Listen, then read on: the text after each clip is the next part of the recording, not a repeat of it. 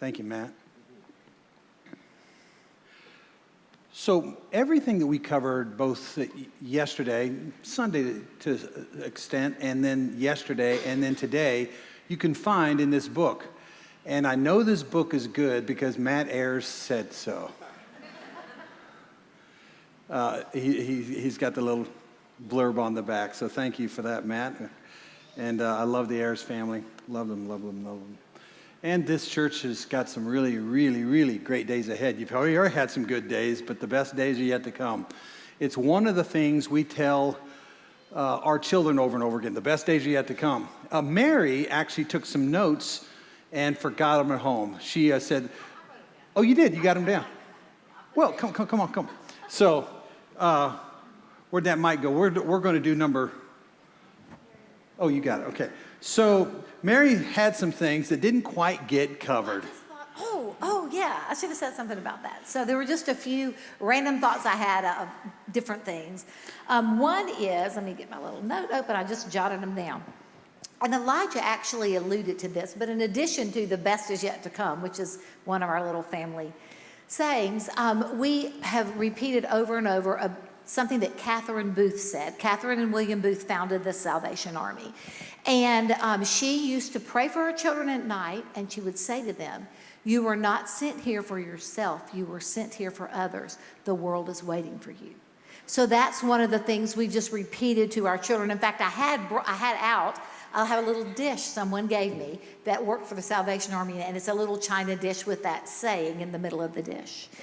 And another thing that, we knew we were doing things different, but we didn't, like I said about the Easter egg stuff, we didn't have the candy from the bunny in the basket, but they still got some candy, You don't want to make it all hard. So we wanted to do something new and different, but with the spirit of look what we get to do, or look how God's working in our family, so there's some excitement about it. So one of the things Matt always said to the kids growing up is, you're going to go on a great adventure for God. We don't know what he's going to use you to do, but we're going to go on a great adventure. When our oldest was probably 3 years old, and Matt would pray with him at night, and he said, as he was praying over Caleb, he said, "Lord, maybe one day Caleb will be a preacher or a missionary," and Caleb's thinking, "I have got to get in on this conversation or it's over. Like Dad's just going to claim it all, And I don't know if y'all remember, we used to have a minor league baseball team. You might recognize the name. Caleb piped up and said, "Or a Jackson General." He thought, I better get in with some words with the big guy, or my dad's just going to map it all out for me. And another thing I thought of was just, if you saturate your kids, you're just talking and thinking about Jesus. Now, this had to have been when he was still 2. This is still our oldest, because I didn't have another kid at the time. And I was strolling him down the street to go to the park, and you know how the telephone poles look like that?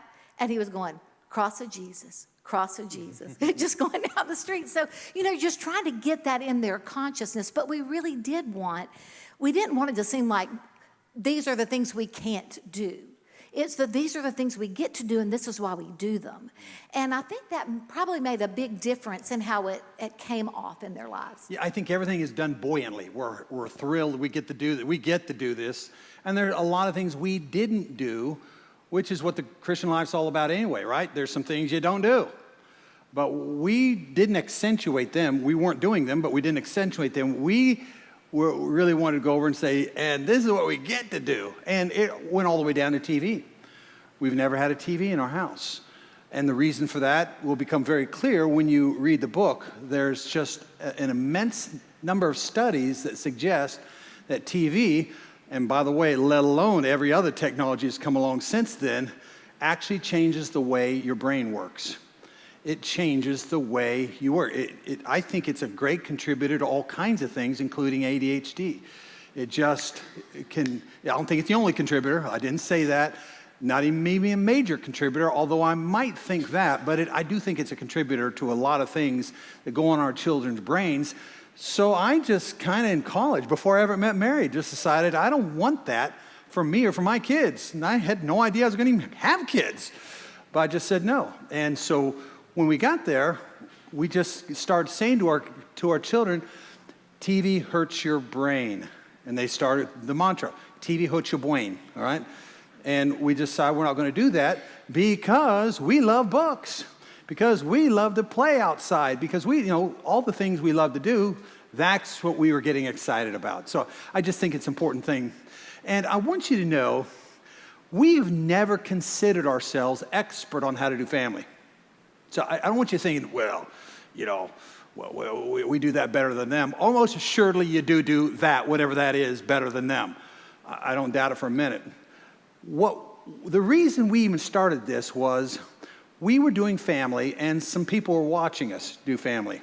And one day, one of our friends, who happens to be a Matt and Stacey Ayers friend as well, came up to me and said, "Can you teach us just the kind of stuff you're doing in your family?" I thought, probably ought to write a book about it. But before I write a book about it, maybe I ought to just go ahead and teach a class about it. And our seminary has become one of I think maybe the only seminary in the nation that actually requires discipleship in the home, because we think that it happens there. And the seminaries become convinced it happens there. So it's a required class, and we very much appreciate the seminary doing that. But then the book came out of that. And it's not because we think we know what we're doing, it's because people were asking about it, and so we just put down what we were doing in a book. And so we're not casting ourselves as the paragon of virtue on this, just some people started asking about it. I want to tell you a story I'm going to name him Joey. Not his real name, but I want to protect this a little bit. I got a dear friend in Great Bend that was as good at his event, which was a high jump, as I was at my event, which is a discus. We both went to the University of Kansas, both went to the Olympic trials, both were All-Americans. I mean, we tracked, and it was really unusual for two guys from one little itty-bitty town to be equally as good and at the same time. And so one of the summers where we were competing, he called me up and he says, "Matt, I need a big favor from you." And I said, "Whatever you need, man, just tell me." He says, "I need for you to take a U-Haul and go to Wichita and get my mom." I said, "What's wrong with mom?" He says, "Well, my dad and her aren't getting along, and it turned out that the dad was having an affair and maybe multiple affairs. But anyway, get my mom and bring her back to our town, and you're going to have to take my little sister and my little brother along with you." And I thought, well, this ought to be interesting. And the reason it was interesting is Joey is autistic. And he, there's all kinds of autism, and I get that, and it looks different in everybody. But he was the kind of autistic that you didn't know what was going to happen next. You always kind of wanted to be around him because it was always going to be interesting. But that's the situation I find myself in, going and picking up Joey and mom and sister. And so I go up there, and it's a tragic situation. It's horrifying to me. These people are like my parents. They have ferried me and my friend around all over Kansas and sometimes all over America to our track meets. These are like second parents to me. They're breaking up. I put Joey into the U-Haul, and we go home. Before, however, we get out of town, everybody wants to stop at a Wendy's. I thought, great, Wendy's. And all I'm thinking is, Joey, what's going to happen here? And so Joey's there, sister's there, mom's here, dad's there, and I'm here. And I'm thinking, Jesus, just get us through this without Joey doing something really crazy. And we're all sitting there, and no one's saying anything. And finally, Joey looks up at his dad and says, "Daddy?" He says, "Yes." "I love you, Daddy. I love you, Daddy. I love you, Daddy. I love you, Daddy." And about 60 "I love you, daddies" later, mom finally says, "Enough." And she says to Joey, "Joey, don't you think you're overdoing it a little bit?" And Joey looks back at mom and says, "Don't you think it's time that we start overdoing it with Daddy?" I've never forgotten it. Some people think that what we're talking about here is just like, whoa, that's kind of like overboard. I think we're getting to the place in the Western world, certainly, but North America, Mississippi, the Jackson metro area, we're getting to the place where it's time we start thinking about how can we be really different than what everybody else is doing. How can we go overboard for the glory of God with our children? And that's what we try to do here. We don't think this stuff is that crazy. Not really. We just think it might look crazy compared to what everybody seems to want to do right now, and that's going along with the flow. And I think Christian parents cannot go along with the flow. We're called to be holy. You know what holy means? Different. We are called to be different as Jesus is different. Different as the Father is different. Different as the Spirit is different. And so that's kind of the whole 9 yards here. If you've got your Bibles, I'd love for you to go to Exodus 19, 3-6. And in Exodus 19, 3-6, there's a little phrase that I love and has frankly changed the way we think about family, but really the way I think about church and think about just what God wants for his community. This is the passage before the Ten Commandments. So God's getting them ready for the Ten Commandments, and here, 19, on the third new moon, 19:1, Exodus 19:1, on the third new moon after the people of Israel had gone out of the land of Egypt. On that day, they came to the wilderness of Sinai.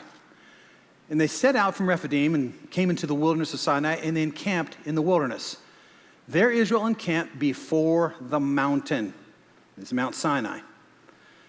They encamped before the mountain while Moses went up to God. And the Lord called to him out of the mountain, saying, Moses, thus you shall say to the house of Jacob, and tell the people of Israel, you yourselves, now here we would say, y'all would have seen what I did to the Egyptians, and how I bore you on eagle's wings, and I brought you to myself. Now, if you will indeed obey my voice, and if you'll keep my covenant, you're going to be my treasured possession among all the nations.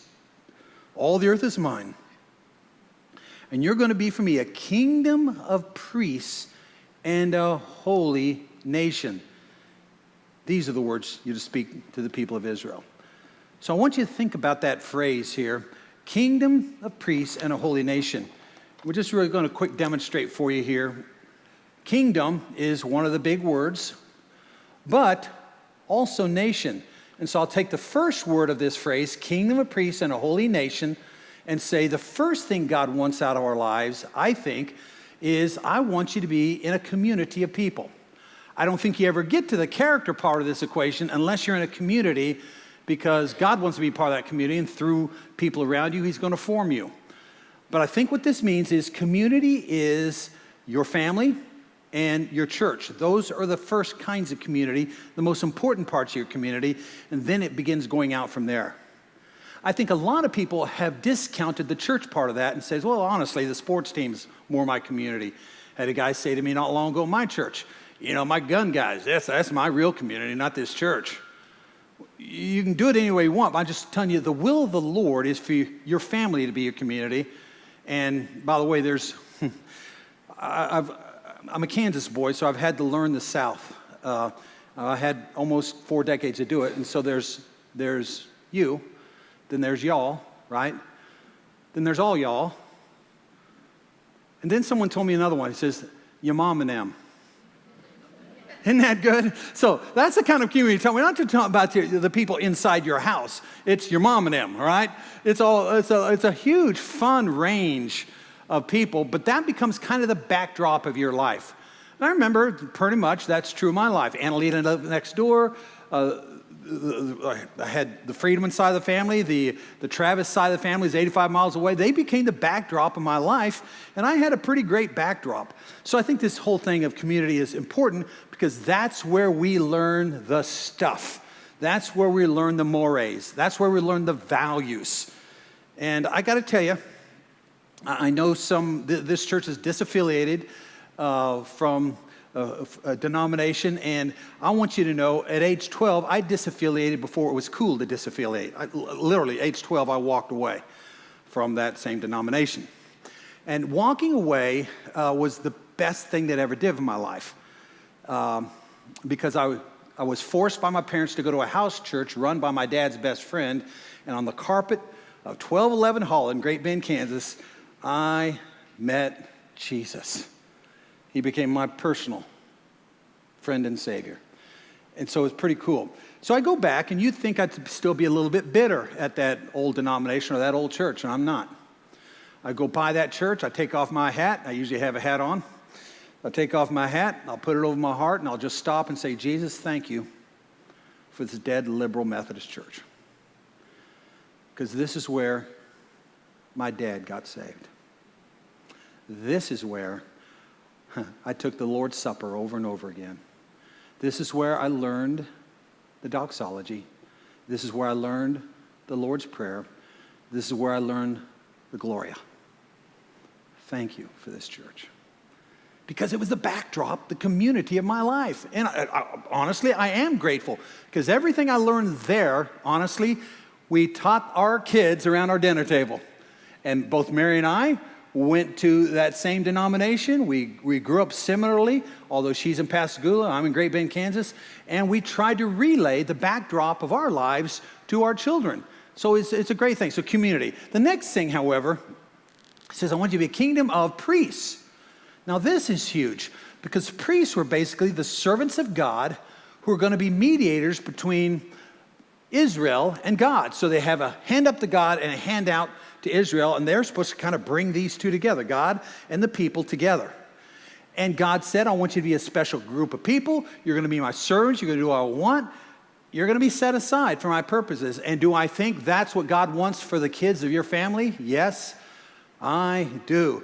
But recall the servant part of this. For when we're going to get to the age 18 list in just a minute, what you want your kid to be like at age 18. And one of the categories we had was service and the poor, because the poor are very central as a teaching dynamic of both the Old and New Testaments, and that you have to have a heart for the poor and go to the poor. And so we want this for our family. And so what does this mean? Well, what it meant was we had to be doing things for the poor, which meant that Mary and I went to the nursing home quite a little bit and dragged our family right along with us, right? And it also meant that I went personally out to the abortion clinic. Mary, to this day, goes to Johns Hopkins Elementary and teaches a Bible club there. But we decided we've got to do that so we can bring our kids along with us. Now, some of you may remember I had a radio show. It started off local, it went statewide, and then it finally went national. And it was a lot of fun. One day I had an author on, and she had written a book that was sitting on the largest pile of data ever accumulated about churched teenagers in America. And so I asked her, Kenda Creasy Dean, I said, Dr. Dean, tell me, as we conclude this interview, what's the one thing, if we only had one thing that you would do for your children if you wanted to make sure they continued in church long after they're out of your house? Because the one thing. I said, yeah, the one thing. She goes, well, there's no question about it. The research clearly says you go do something heroic and you bring your kids along with you. And the more regular you do it, the more impact they'll have on them. You know what I think that means? Every week, you as a parent said, let me run to the sound of the pain somewhere in this community, and let me bring my kids along with me. So for our kids, they went to the nursing home. They were always with me out at the abortion clinic. Eventually, when they got old enough, you kind of got to get older for this, I'd take them along to prison. One day I came out of my bedroom and I said, hey, who wants to go with Dad out to the strip club? I should have been a little bit feeling funny when Caleb says, I'll go. He knew what I was going to do. I was going to go out there and just hold up signs that said, hey, we're praying for you. We love you. By the way, you want to know something that was really effective? I had my life threatened 3 times that night. My life threatened by the owner of, is it Danny's or something? I don't know what they call these places. But anyway, he came out and said he was going to sick dogs on me and all kinds of things. And listen, I'm okay until he started talking dogs. And I'm thinking, whoa, baby. But I didn't look like it. I said, whatever, dude. And then I thought, well, it's time to go. Let's go. Let's get out of here. You're talking about an effective way to change someone's mind. Look like a holy guy outside of a strip club saying, I'm praying for you. They were losing business. People would look at me thinking, I don't know. I don't think tonight we'll do this. let's go do whatever else they were going to do. So anyway, but the whole point is to take your kids out to those places to minister for Jesus is the greatest thing you could possibly do to ensure they'll keep following Jesus later. Isn't that great? Yeah, it's only great if you do it. If you say, I don't know, it doesn't seem like an awful tall price to pay. Well, first off, you're supposed to be doing it anyway. But that you would do it along with your kids, what an impression that would make. So, kingdom of priests, and then it says a holy nation, which I think speaks to the whole 9 yards. He wants us to be people of community, he wants us to be people of service, and then he wants us to be people of character. Character defined how? Character by the character of Jesus. We need to be like him. And inasmuch as we've established a program for holiness, we have established a program that I think Jesus is pleased with. Now, you can be the judge of that. Whole point of this whole night tonight is, I don't recommend actually you do exactly what we do, but we hope that you'll take this data and say, is there a way that we could morph it for our family? All right? Mary talked last night about what we do at our dinner table. I mean, it's something. I can't even believe what we do at our dinner table. But it didn't happen overnight. It happened over time. I think Stacy moved in on the program last night and said, just take something and do that and then build on it as Jesus directs. Whole point is, do it or don't do it, but we consider the dinner table time. Did you tell them why the dinner table, the Old Testament thing in the temple? Oh, well. See, that's why you're paying the big bucks tonight to have the professor in. Yeah, no, it's a great thing. The temple was finally destroyed. Y'all remember that? 70 AD, it's gone.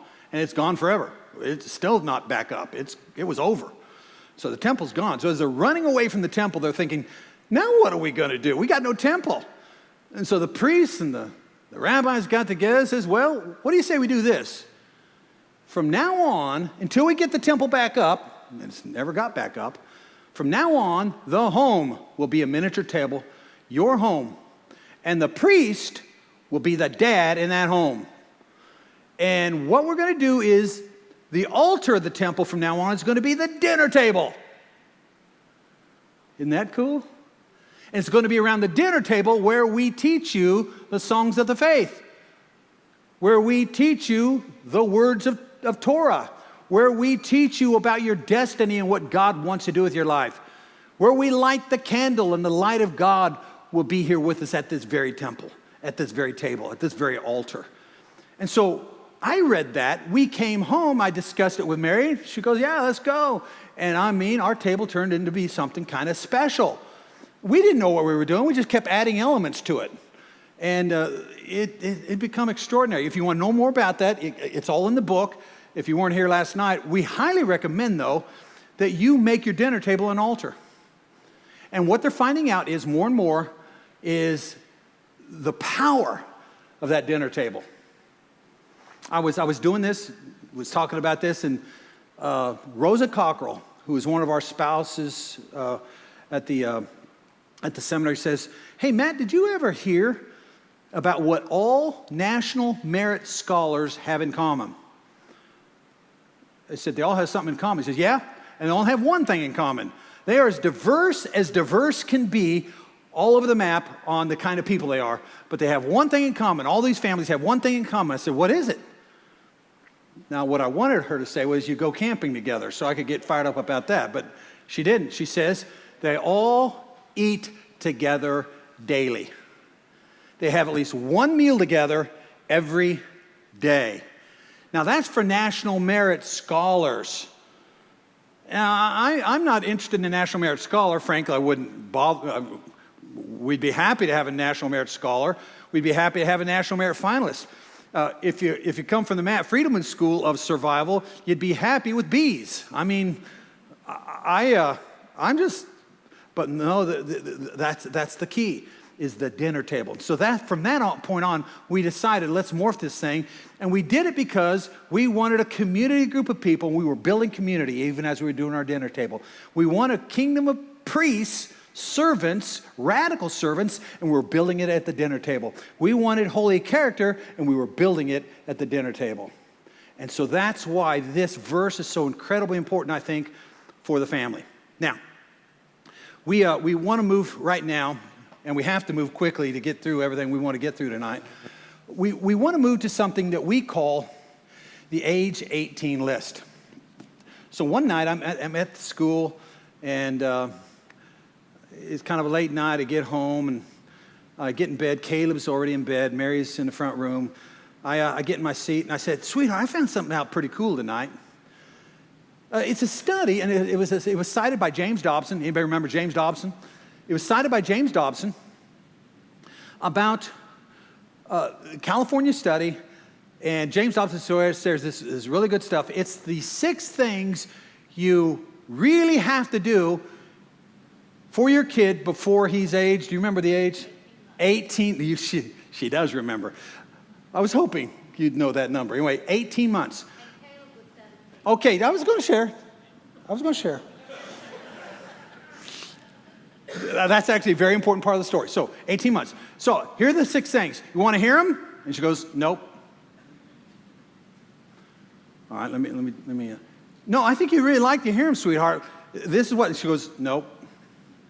And in a very rare husband moment for me, I decided, just shut up. And in the next few moments, it dawned on me, oh yeah, Caleb is 17 months, and this is an 18-month list.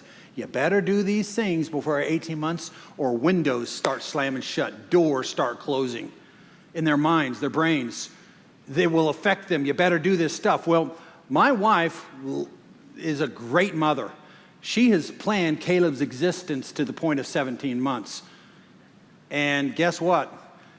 She's a perfectionist and not quite sure she wants to hear the list. And I just shut up and I think, well, all right. So in a moment of incredible sensitivity, I thought, no one else gives me credit for sensitivity here, but I shut up and I said, "Hey, what do you say we do something? What do you say you take a piece of paper, I take a piece of paper, and we make a list of what we want Caleb," and he's the only kid at the time, "what we want Caleb to look like and be like at age 18. The characteristics that we want him in a measurable behavioral way to exude." And she goes, "Okay, let's do that." She made up a list, I made up a list. I'll go ahead and admit her list is better than my list, but we look at these things, and then we said, now, how can we morph? So we spent the next 24 to 48 hours kind of figuring out, okay, seems like one of the characteristics here is money. Seems like one of the characteristics here is sexuality. One of the big things for both Mary and I is intellect. What do we want them to know intellectually at age 18? And we just broke this thing down to categories, and then she had some things, I had some things. I think we looked at together and added a few things. That's pretty much the age 18 list that we kept for the next 30 plus years, yeah. There were some things that morphed, and I'll go ahead and tell you, some things we didn't quite get to. We got a son or two that, and by the way, the kids were never really interested in looking at the list. They didn't care. They didn't know that they were being made into this age 18 list guy. But they were. And guess what? For every one of them, it happened. Every one of them. Those things that we had on the list happened. Well, so one of the things we want, okay, you, come. This is a great way to break this up because too much of me. So one of the things is we wanted them all to be able to play a musical instrument. And so they do. They all play musical instrument or instruments. But one night, somebody kindly, without checking with mom and dad, gave us a drum set for one of our sons that wanted a drum. It was Rob Polk I did that. I mean, he's a wicked man in our house to this day. Somebody else had borrowed a violin from somebody. We had electric guitar. We had piano going. And Matt was back in the bedroom. He's like, oh my gosh. He said, if this wasn't on the age 18 list, this would be driving me crazy, but we got to do it. We got to do it. And so they all play something. Y'all heard Hannah, but I mean, they all play instruments, sing, and all that. Yeah. We sang as a family. We didn't get vocal lessons really. But. Yeah, Mary, I can play an instrument, not really well. Mary plays pretty good piano, and she sings, and I try to sing.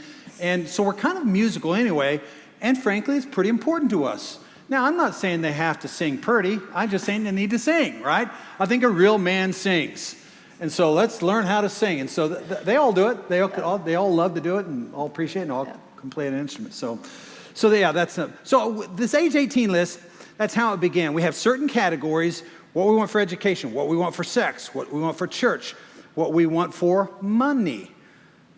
So I'm going to raise some questions here. You can raise some questions here in just a minute, but let me take some of these categories, okay? For instance, money. What do we want our kid at age 18 to be able to do with money? Well, first off, they don't have a TV. They're not going to have an iPhone. They were all the rage. Everybody had them. Our kids didn't. And they don't have a car. So we told them regularly, you need to get ready, because there's going to come a time when you want a computer. Going to come a time when you want a car. Going to come a time when you want, what was the other thing I forgot? I just mentioned. iPhone. You're going to want a phone. It didn't need to be an iPhone. You're going to want a phone. And that's on you.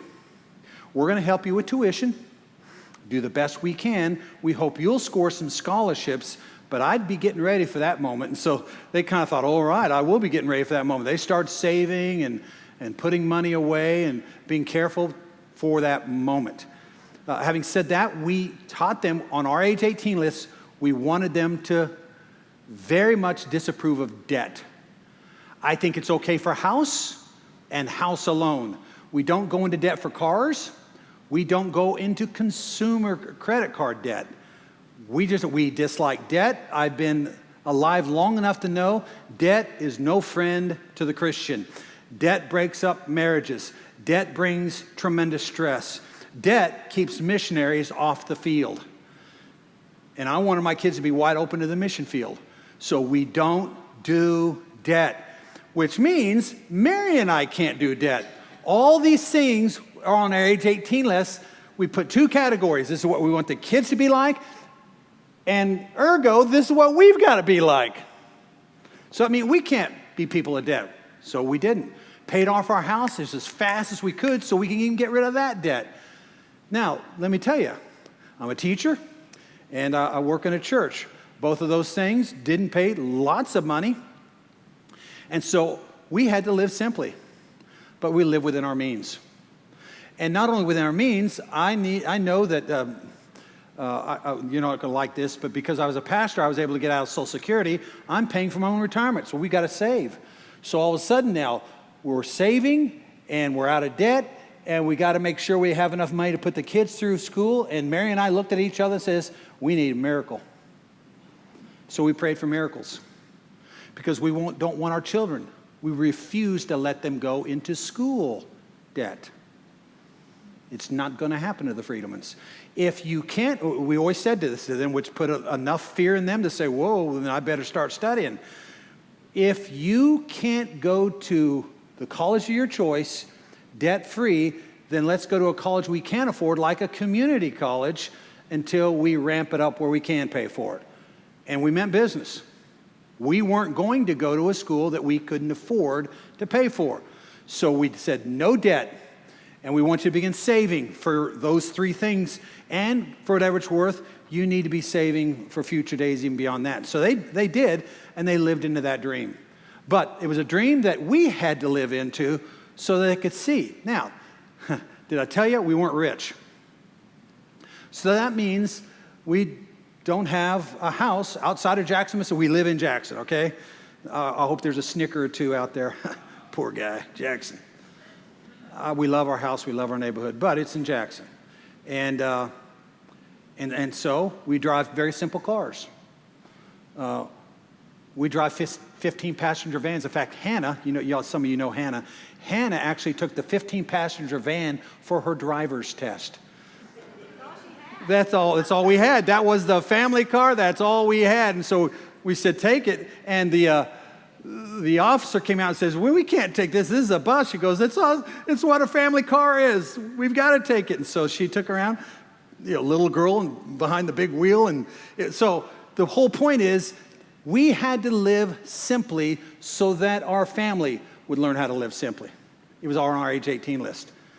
Things like education. Come on, Mary, let's talk about education a little bit and what our dreams for them were with that. And well, we wanted them to have all kinds of basic education, but just personally, because of our backgrounds, I think Matt mentioned Sunday, one of the things we wanted them to have is Latin, Greek, and Hebrew in their high school. Now, we had a unique situation because Matt was on staff at seminary, so that they were able to take Greek and Hebrew there while they were in high school, and the Latin was on me.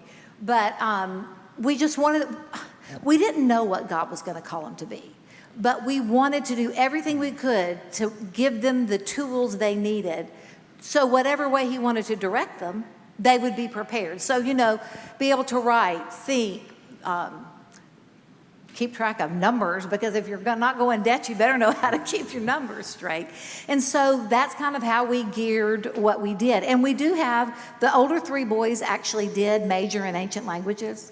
And Caleb has gone on, he's a professor of New Testament, so that served him well. And Elijah's a pastor, but we didn't know that. We didn't know, we didn't want to not have them prepared, so that whichever way Jesus wanted to nudge them, we wanted as much as we could to have them ready for it. So we made this age 18 list and said, these are all the things we want them to have.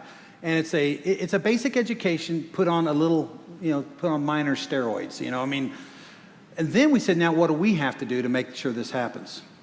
Did we have enough confidence in the schooling system of Jackson to say, you can do this, either private or public? And frankly, we didn't. And so we said, that means we've got to school them. Now, Mary said, Latin was on her and everything else. But even at that, at the end, some kids weren't able to take Greek and Hebrew at the seminary. I had to do Greek and Hebrew with the younger two. So there's wisdom in my marrying a woman that knew Latin, Greek, and Hebrew. At the seminary level, she could pass that on. She's great with languages. So that's incredibly important. So that was on our list, but this is what we have to do to make sure the list comes true. Now, do I think that you could make up a list that the public school or private school of your choice could handle? And I think that is quite possible. So I don't say everybody needs to homeschool. I would say you need to make your list up first. And then what you might find yourself doing is helping out your public school doing some things they're not doing, or helping your public school. So if we would have sent our kids to public school, we still would have wanted them to get Latin, Greek, and Hebrew. And if they couldn't get it from a Jackson public school, and they couldn't have, then we would have made sure they got it because it was on our list. Whole point is, what's the list and what do we have to do to make sure that list comes alive? All right? Anything else on that? Okay. So there was education. There was money. Let's bring up something like the church. How important is the church to the Freedman family? And we decided early on it's like one of the most important things. So what happens someday when some soccer coach says, your kid's really good at this soccer thing, maybe good enough to play in college. We want them to be on a travel team whereby they'll miss about 8 or 9 Sundays in the fall of church. That was easy to say no to. We just said no. We don't think you sign up for travel ball if it makes you discount the Church of Jesus Christ. And so we just said no to all that. Now our kids, pretty decent athletes, but we said no to athletics in large measure because we didn't think that had anything to do with our age 18 list, which had all kinds of things to do with community and service and holiness, holy character. And because it didn't, we made that decision. Now, I'm going ahead and tell you, I think I've already told you, I'm an athlete, and that kind of thing was important to me, but then I had to search my own heart. Is it really that important? Do I really care? I had a guy came up to me one time and said, you better get Caleb in the special ball team over here because the special ball team over here, that gets him ready for Mississippi State. Ain't no way Caleb's going to Mississippi State on a baseball scholarship if he stays with the YMCA. Get him over here. And I said, who are you? Don't talk to me like, no, we don't care about Mississippi State scholarships, and we don't care about baseball. And frankly, that goes to athletics. Now, what we want them to do is know that athletics is for fun and for exercise. That's it. And the only way to lose is not to have fun. That's it. That's the whole 9 yards with what we believe about athletics. Do we believe more than that? We don't believe more than that. We believe it's for fun and for exercise. So what you need to do is adjust Matt's mind. Now, Mary didn't have any problem with this at all. Didn't even make her blink. Made me blink. Remember I told you the story about Caleb? 6 American records, and I'm saying, hey, let's go for this, man. Let's go for this in college. Let's go for this. And Caleb says, nah.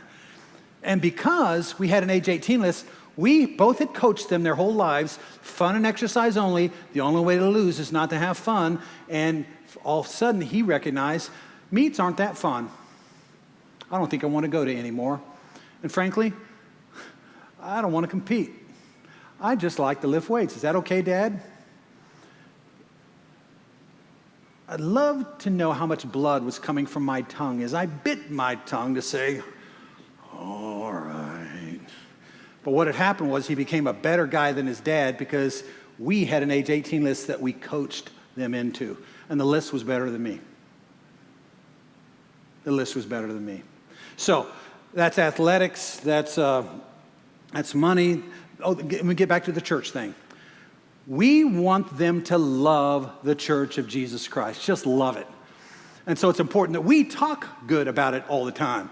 We can't wait to go to church. Whoa, they're going to have some fun things going on tonight.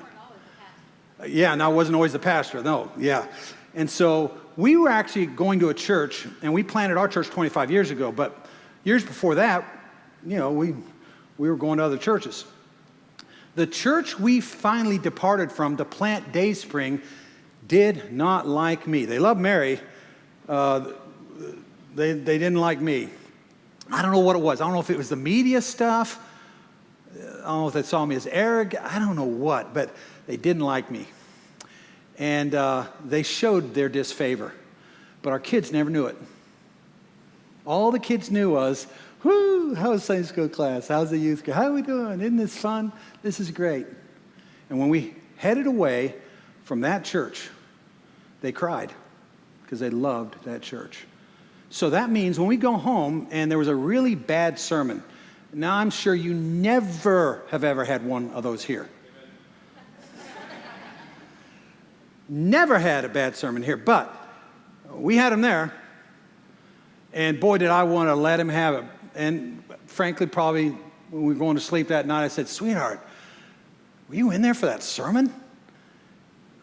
And the kids never heard what I thought about that sermon. Our only positive church spoken in front of our kids all the time. Guess what? They loved the church. Hey, by the way, they love this one too. Elijah thinks this church is great. Hannah loves this church. Large measure because we love churches. We love church. But they were taught that because we had it on our age 18 list. So there are other categories here. They happen to be in the book. This is what I recommend to you. Look over our age 18 list, but don't adopt it. Make your own.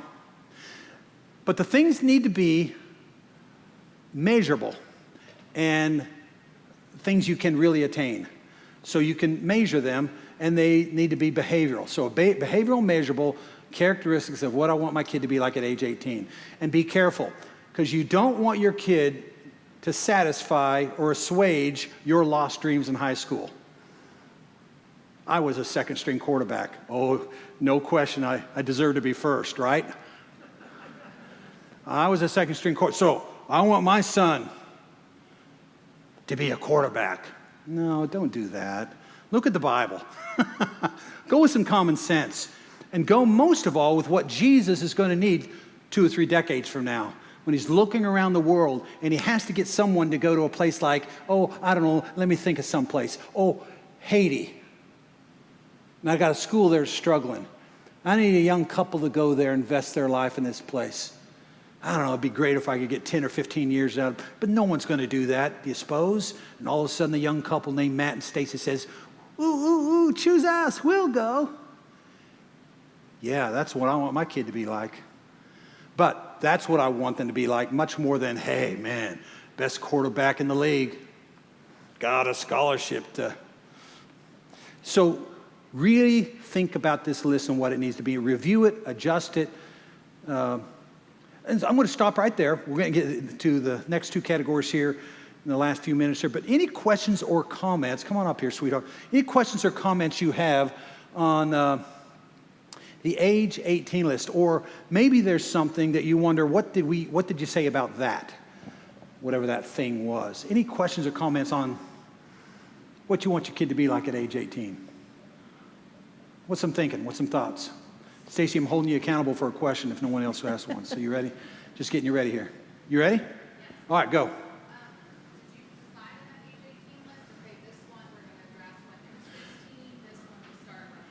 Thank you. So Stacy says, so on the characteristics, do you want all these things to happen by 16, or is there things that happen the last 2 years? I guess that's what you're asking. Well, yeah, like how do you decide, okay, we want them to be able to open a bank account and save money, we're going to start talking to them about that when they're... Yeah.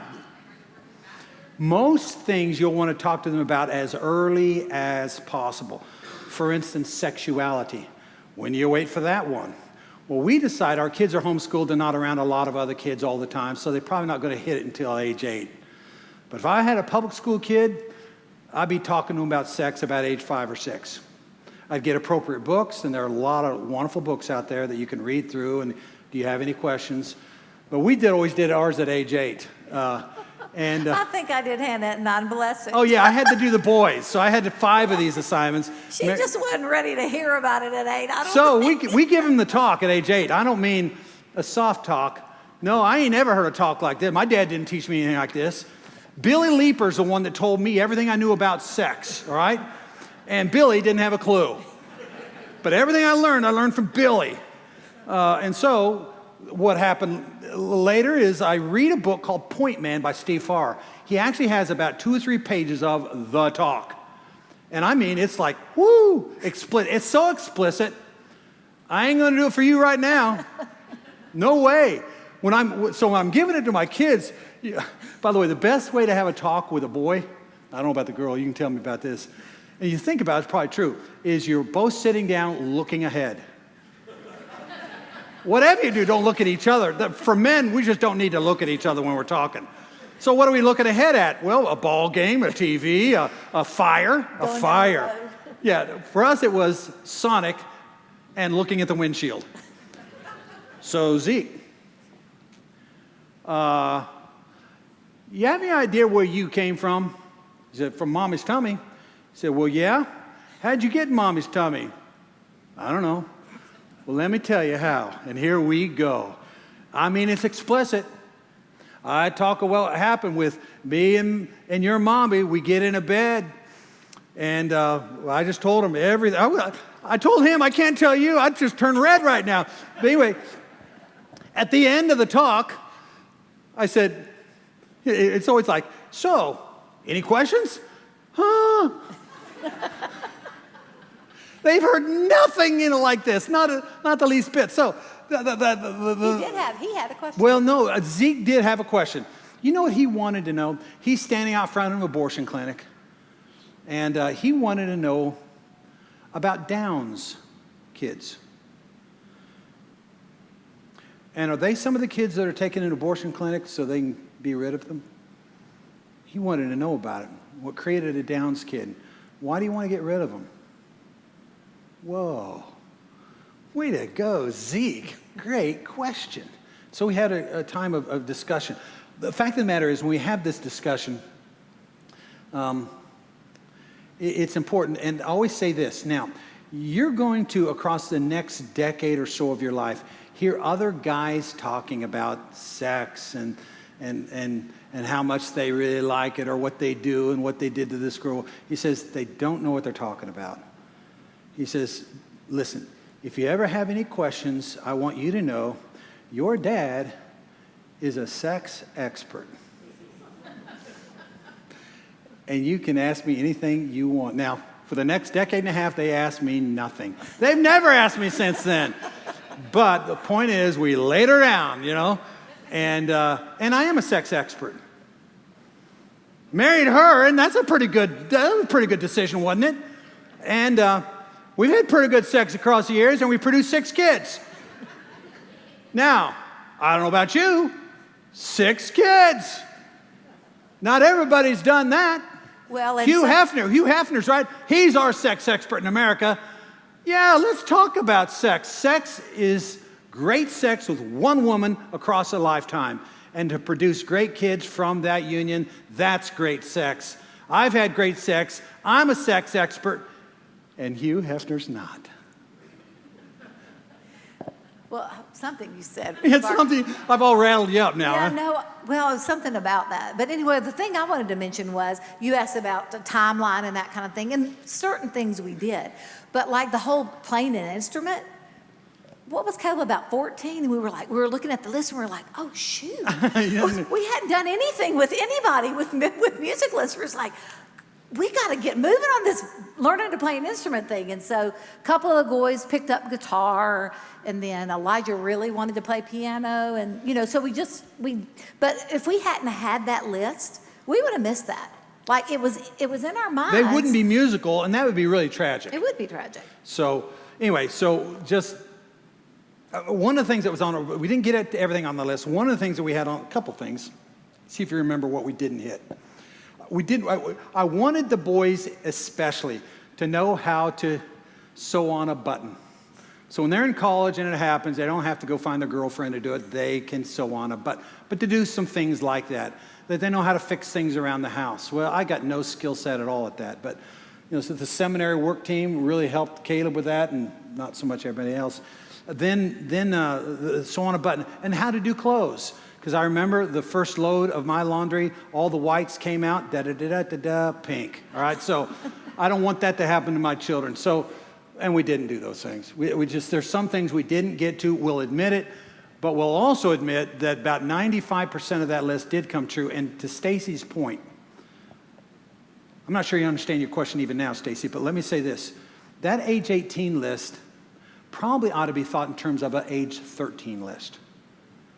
Because most everything they're going to get before then and after that point, particularly if your kid is schooled in a private or public school system, their attitude towards you changes. They're less likely to want to learn from you. So we tried to shove everything as much as possible, and about 85% of our list could happen before 13. And that was very helpful. Anything? Okay. Well, then Mary left this to me, discipline. Hooray. So here we go. Some of you wanted to know about, so how do you discipline kids? And so this is what is important. I think, first off, it's important to know what kind of family you came from so that you can adjust. And I tell my kids, I want you to look at what mom and dad did, and I want you to do it better. So that means you judge us. You judge what we did well, what we could have done better. And then you take what we did well and keep moving with it, and you change the things that we either did do and messed up or didn't do and should have done. But you need to discern, and I think that's what everybody needs to do at the end of the day is to make sure, and I think marriages are like this too. You need to look at the marriages that taught you, be mostly your parents, and what they did well and what they could have done and should have done better, and then make sure you change your marriage like that. So let me just say this. This would be love goes this way, and I'm going to say standards. Standards. Standards or discipline goes this way. All right? So if you were high on love, you'd be here. If you're high on standards, discipline, righteousness, you'd be here. And so we start filling in the blanks. The worst of these could be a 1-1. And that is we're not very good on standards and we're not very good on love. And all these are very filled up except for this one, which is where we want to be. So all these are filled up. And there's a certain dysfunction that goes along with families that really don't have many standards for their kids, and they really aren't very affectionate with them. And we need to recognize that. Then I'd say there's a 10-1. And the 10-1 is high standards, but very low love. That also creates dysfunction because they're thinking, man, I just got to toe the line all the time. Well, I'm not feeling the love, and that is damaging across decades. They'll damage other people because of that. However, this is also dangerous, and that is you love much, but you don't discipline. So things like, and this is rife in our community, we live Y'all know Jackson well enough. You know where Eastover is? Well, we don't live there. We live in Leftover, okay? Leftover is the community this way. But nonetheless, around our community, there are all kinds of parents that lavish their kids with what they perceive to be love. And what they perceive to be love is, I want to make sure that my kid has everything. All the best clothes, a car at the appropriate time, yada, yada, yada. Want them to make sure they go to the favorite sorority, and I'm going to make sure they get into that sorority or that fraternity. It's just like, wow, lots of love here. Did you have any standards for your kid? Where you made them toe the line? And so my part of the community has a lot of kids at the 110 level. What we want to be is this level, 10, 10. And that is, we have high standards, tall standards, exceptional discipline with our kids, but we also are very affectionate with them. We love them. They know we love them. We are hugging them. We're telling them we love them. When push comes to shove, they know we're going to be there. But we also want them to know there are standards. We intend for you to meet those standards. And if you don't meet them, there is punishment. Now that sounds like, oh man, that's harsh. Anybody here ever read the Bible? Remember that old book? It's not harsh. It's the way it is. It's the way it has to be if your kids are going to be well adjusted. So in the book, what we have is about 12 ways you could measure, am I a 1-1? Or 12 ways if you can measure if you're a 110. But let me just read to you here what the 10-10 family sounds like. If you were to put all these really great things together, this is what your family would probably be like. Affection with discipline. You are candid and forthright with them, both at the point of discipline and at the point of love. You're decisive. Now, other categories are not so decisive. You enjoy one another. You really kind of like each other. There's a sense of destiny and of purpose that comes out of standards and love put together. You're positive. You have a can-do spirit. High touch, lots of touching, lots of hugging, lots of kissing on the cheek. By the way, if we want that for our kids, Mary and I have to show that to them. We have to be a high-touch marriage. On it goes. Lots of verbal and nonverbal I love yous. Clear priorities. We stimulate participation, and we are unselfish. So the summary of this, and I have a summary here that reads like this. I love these people, my family. I want to guide and I want to discipline them to holy greatness. It's important for my family to know my beliefs and convictions. I'm not, however, unwilling to change my mind or have my vision clarified by Scripture. When conflicts arise, I want to get to the bottom of the issue, but definitely be the leader in reconciling parties. Family ought to be fun and enjoyable, but it also ought to have a sense of godly direction. So for each one of these categories, we show you some biblical examples of them. The biblical example here is Jesus and the 12. Jesus could be very harsh with these guys, but Jesus could also be extremely loving. So the two parts of that is, remember John, we think John was a youth and almost a boy, which would have made him maybe as a disciple 14 or 15 years of age. You don't think of John that way, do you? We think he was a young guy, probably a teenager. But remember when he leaned into the breast of Jesus? Wouldn't have been hard to do so because everybody was on their left elbow eating like this, and you would have been sitting around a table like that. So Judas would have been right back here with Jesus, and John would have been, but he leans into the breast. It's almost like a little brother leaning into the breast of his big brother Savior. And there's this affection there. Then you see one day, Jesus is with his main man, the rock, Cephas, Peter. And he says, Satan, get behind me.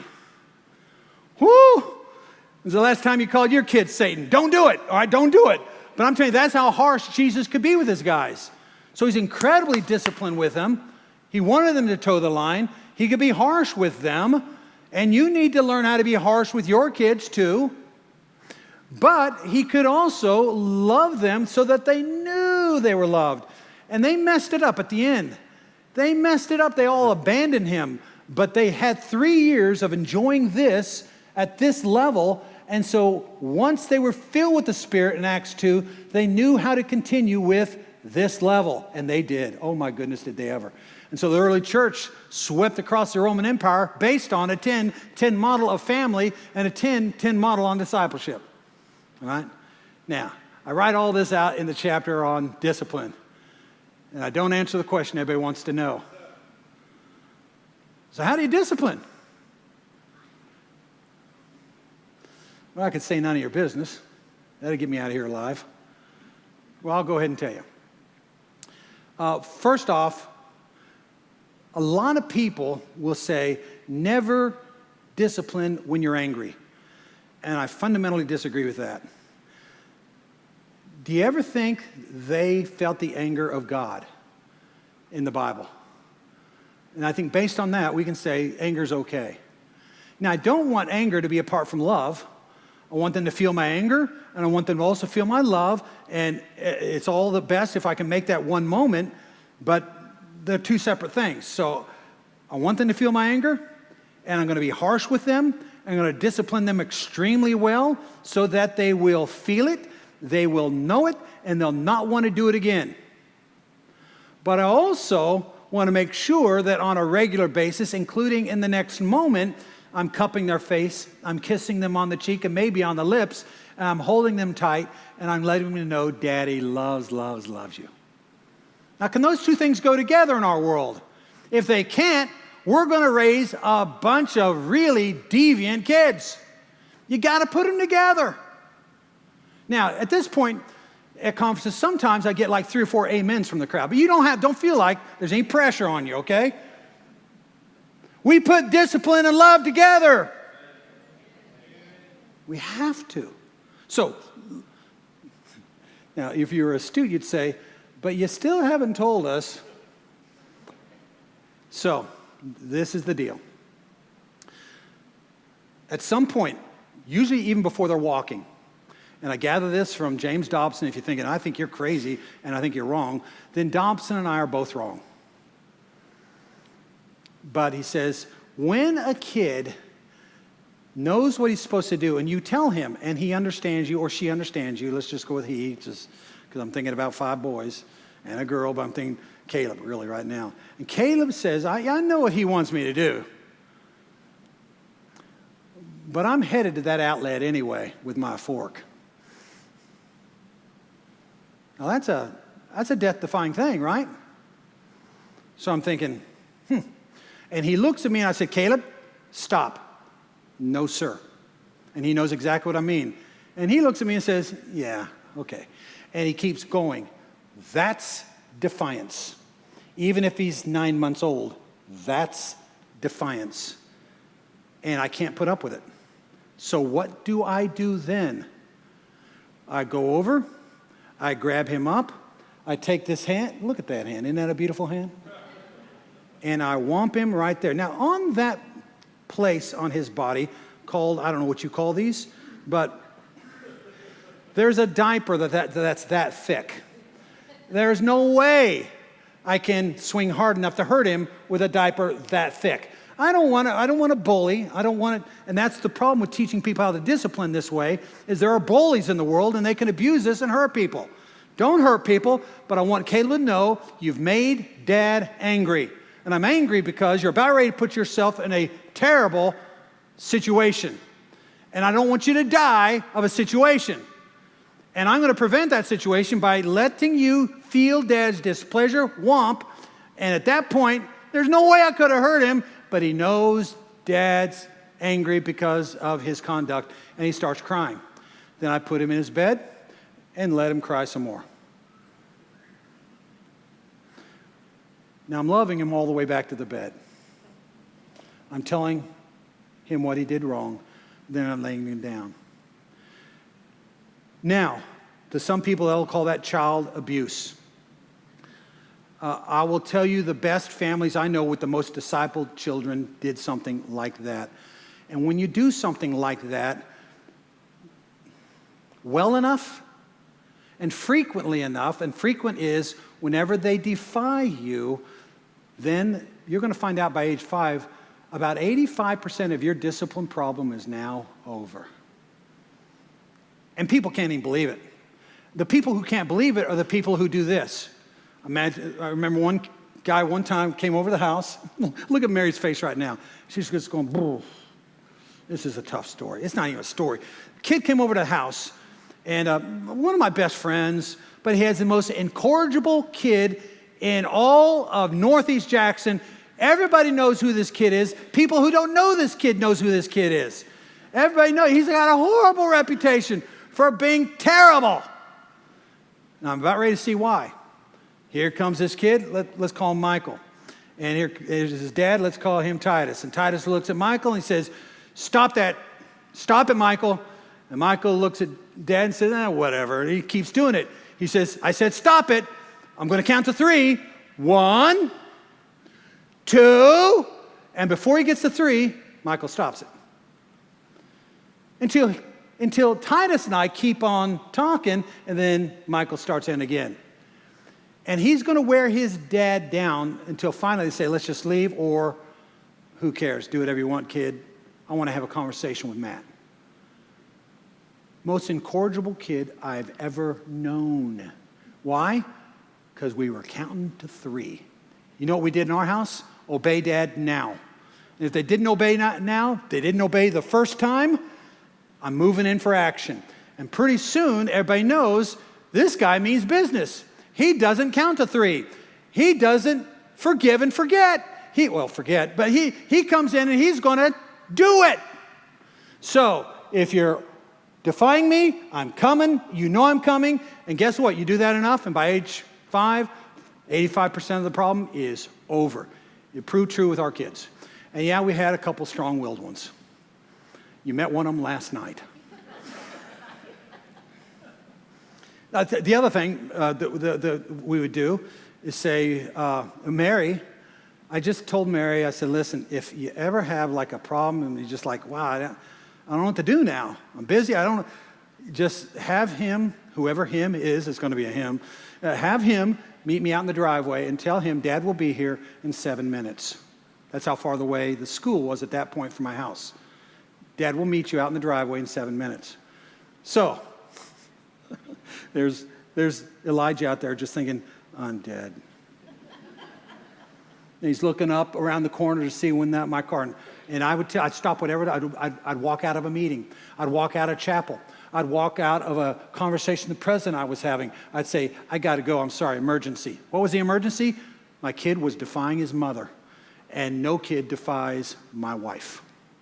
Not in my family. Get him out there. So Elijah knows, oh my word, what's going to. So I get there, and there's a couple different things. I one time just sat down and just really sat down and says, "What? Talk to me about what just happened." And we had a nice little conversation. Another time I just said, "Come with me." We went in there, whap, whap, whap, put him to bed, and he didn't come out of bed for the next 12 hours. Because when we send you to bed, we mean business. When we send you to bed, we're going to say, if it's the middle afternoon, if it's the middle of the morning, you go to bed, we'll see you tomorrow morning. No food, no books. Now the food part, but the books part, you're kidding me. We got to be in that bed until tomorrow morning with no books? You say, "Well, that's just overly harsh." Yeah, but by age 5, 85% of the problem is gone. Could God be harsh? God could be harsh. I'm not in a position to take a life away like he was. I'm not in a position to do many things he did, but I am in a position to get mad when it's necessary to get mad, let my children know my disfavor, and do something about it so that they feel the wrath. And then they feel the love. And we can put those things together for his kingdom and for his glory. All right? You want clear expectations. They know what to do. They know what not to do. And you maximize these 2 things. And what you want to be is a family that's a 10-10. I'll tell you where my family of origin was. I had to figure this out. Sweetheart, I want you to come up with 2 numbers. I got 2 numbers. I would consider my family of origin a 4-4 probably here. In other words, we're about right here and about right here.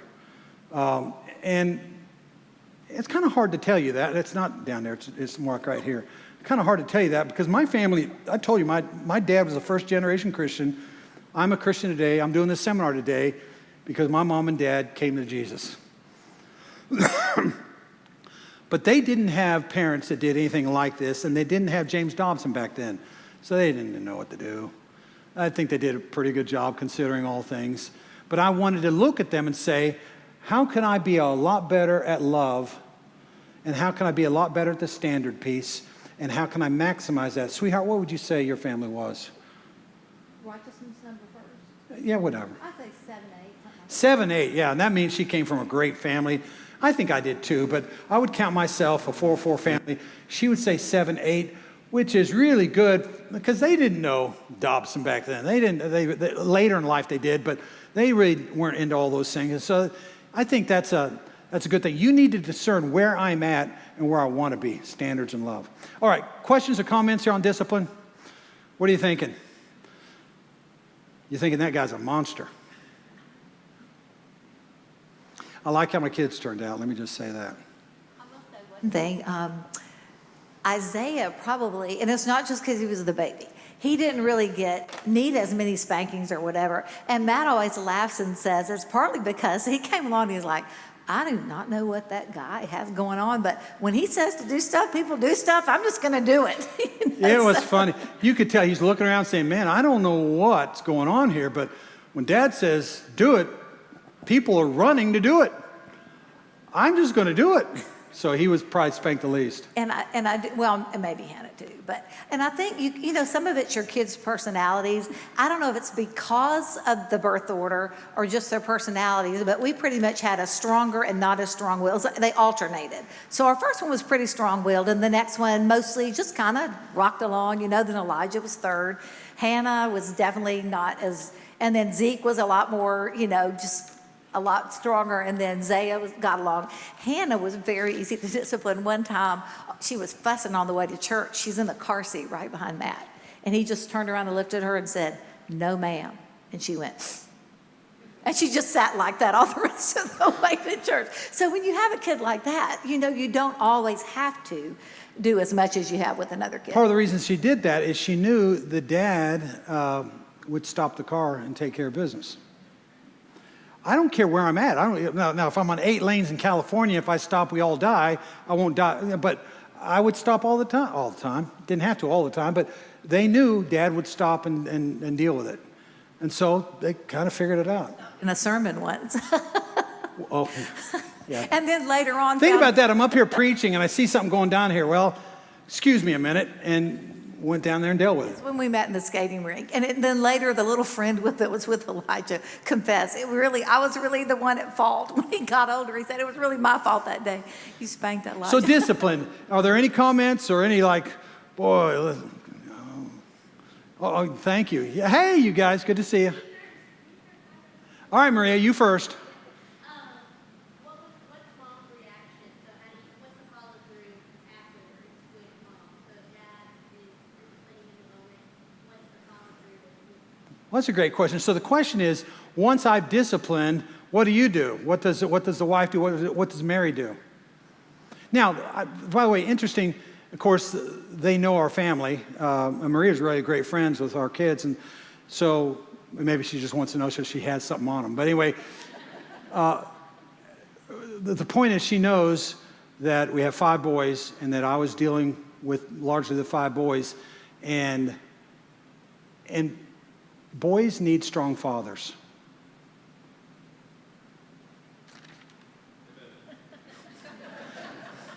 You people are hard. I'm going to tell you, you're a tough crowd. Let me say it again, though, because we live in the most fatherless state and in the most fatherless metro area in the nation. You ever wonder what would happen at night if someone came crashing in the door? That thought haunts us more than any other state in the nation. Because we got more people like that, willing to do that. You want to know why? Because we don't have enough strong fathers. We're the leading fatherless state in the nation, and where boys, especially girls too, but especially boys, where they learn discipline is from a strong dad. And if you don't have strong dads, or really any dad at all, you got trouble in River City, and we've got trouble in River City, okay?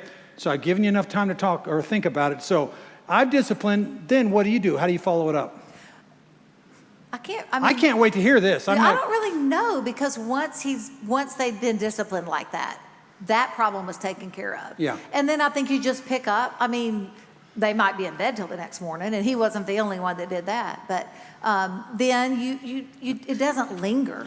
You know, it's done. I think sometimes with kids, that's the problem. There's, you know, they're not done with it. It's brought up to them again. It's not there. They don't feel that they've been forgiven and they can move on from that. And Yeah, so one other punishment that we had, so we did very inoccasionally spank.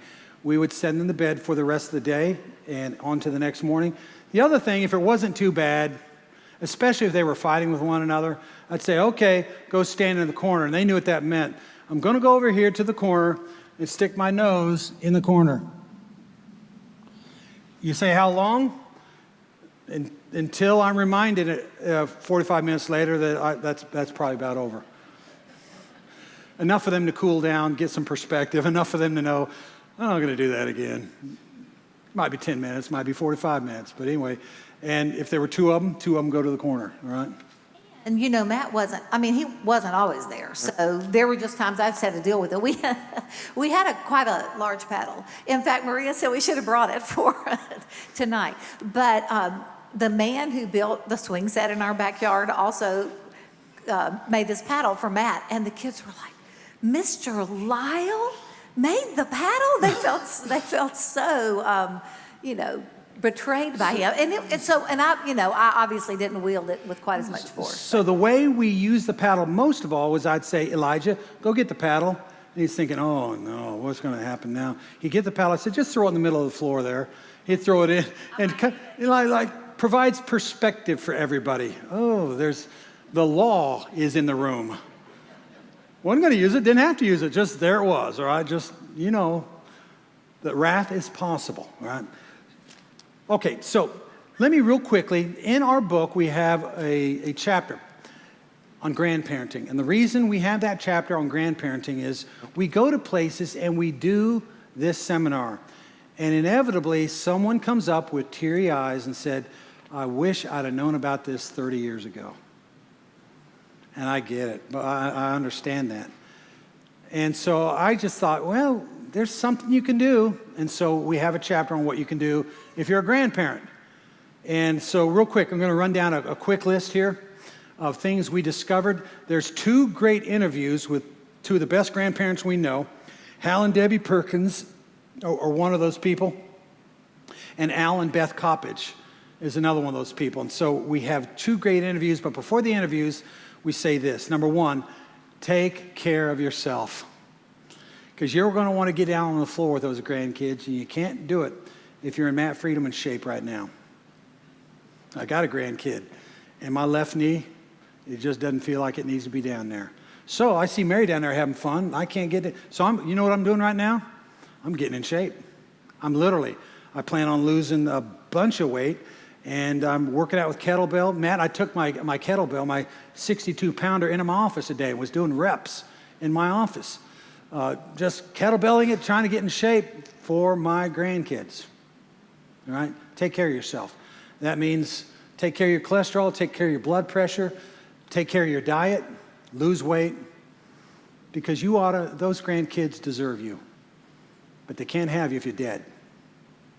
Number 2, respect and love your children, not your grandchildren, your children. They need to feel your love. They need to feel your respect. And one of the people that we continue to talk to was, don't dare touch the ark. Now by that, Beth Coppage meant, don't dare do something that the parent is supposed to do and you're trying to move in and be the parent. You're not the parent, don't try to be the parent. Mary and I both I'd say both of our grandparents were 10-10s at the point of grandparenting. And they never entered into our life to scold.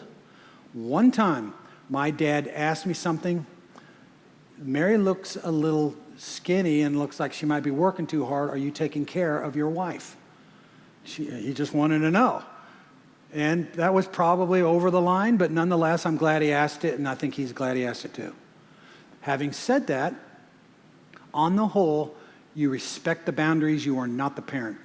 And so, don't touch the ark means when a kid comes to you and wants to complain about the parent, you don't complain with them about the parent.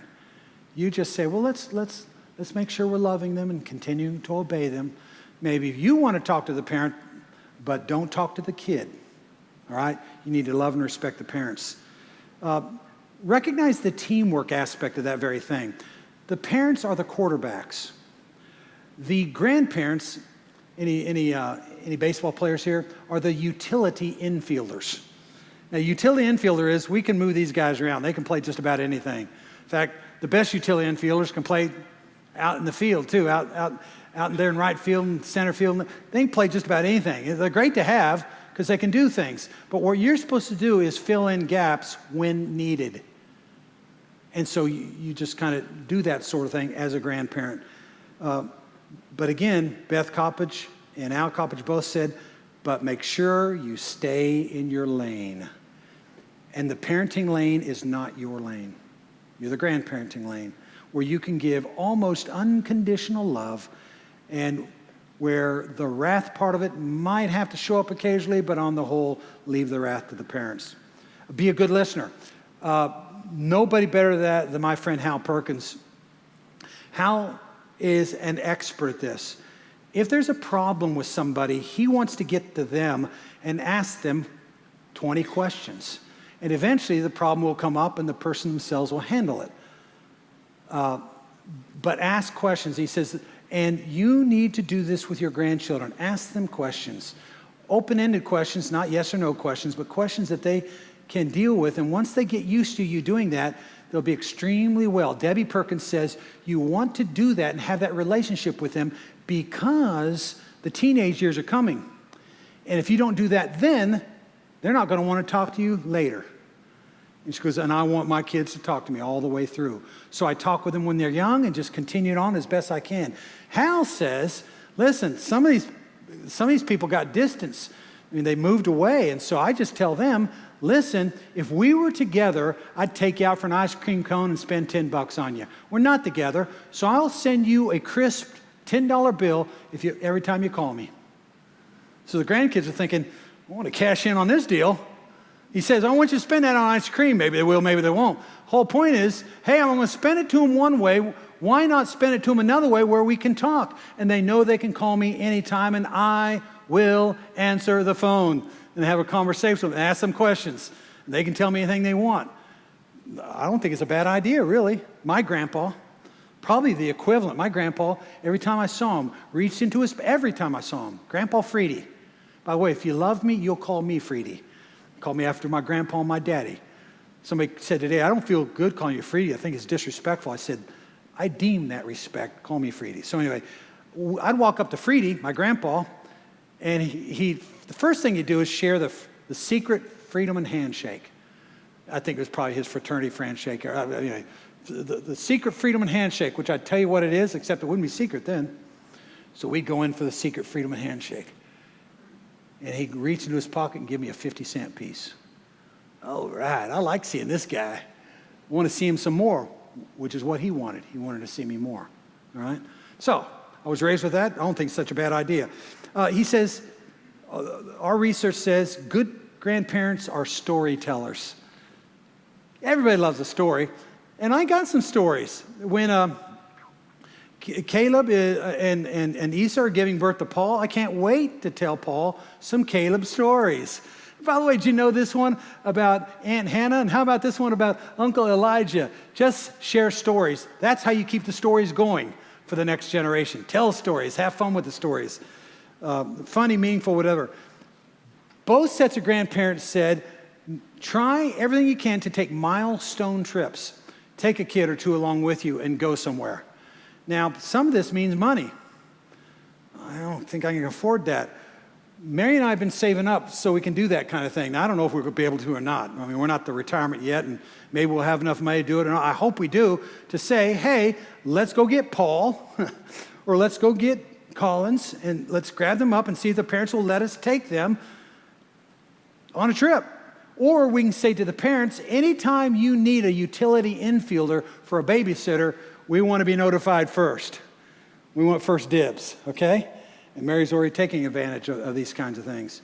And then I think prayer is hugely important. And I think every one of you need to be praying every day for your children, and you need to have a list of things you're praying for. So every day I pray a proverb. So today is the 4th. And so I prayed Proverb 4 over one of my family and or one of the spouses of the nuclear family of the Matt and Mary Freedman line. And so I pray that over them, and I just go through the list, and pretty soon I'm going to have to double that list up and pray for 2 people a day using that proverb. But I just go down the list and pray these attributes over their life. Then when I get done with that, I pray for the 4th generation of Freedmans. If I know of any current needs that some have, and we've got some kids that have some current needs I've been praying about ardently, and Mary has too. We pray for those things, but I want to pray that my children and my grandchildren and my great-grandchildren and my great-great-grandchildren will love God with all their heart, with all their soul, with all their mind, and with all their strength. And that they will marry people who love God with all their heart, soul, mind, and strength. That they would be people that would go to the mission fields of the world. They'd be people that run to the sound of the pain. That for 4 generations, there would be no divorce in the Matt and Mary Freedman line. For 4 generations, we want them to impact the world. These are the things that I go to the Lord for every single day. For all the kids, for the 4th generation. And by the way, I doubt I will live to see the great-grandchildren. I think I'm dead before then. And so I'm praying for people I will never see. Now, how important is it to do that? I kept hearing, pray for your 4th generation. Pray for your 4th generation. I thought, where'd that come from? In strategic places in the Bible, it talks about 4 generations. But I said the other day, I'm doing that, but I don't know that anybody ever did that for us. I don't think anybody prayed that kind of prayer for me. And Mary reminded me. She's got is it a great-grandmother? A great-grandmother that prayed for her 4th generation. Now, by blood, I'm not part of that. But by Mary's willingness to marry me, she prayed for me. And praise God, from whom all blessings flow, for a great-grandmama that prayed for her 4th generation, and that by God's grace, I was grafted into that family line. And I just want to pray similarly for my generation, and you need to make this a prayer pattern. If not this, do better than this. But you need to be praying for your children, for your grandchildren, for your great-grandchildren, and for your great-great-grandchildren, for the Great Commission and the glory of God. Amen. Amen. And amen. I was wondering,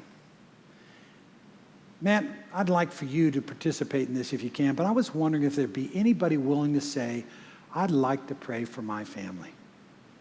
This is discipleship of the home stuff. And some of you can't do it, but I'd just like for you, in as much as God gives you liberty, to rise up from where you're at right now. Just stand up and come forward and stand here. And if any of you want to and can't kneel, just kneel down here. And just say, I want to pray for my family. This is a discipleship in the home emphasis. The pastor's calling for it. I want to answer that call to cry out to God on behalf of my children, my grandchildren, my great-grandchildren, and my great-great-grandchildren. If there's anybody that'd like to come, stand up right now. Stand up right now. There you go. A couple standing up. Anybody else? Come on down. Sweetheart, come, and we're going to lay hands on people behind them, and Matt's going to be in front of us. Let's just cry out to God for our families. Hey, you can kneel down. This is a great place. This is an altar.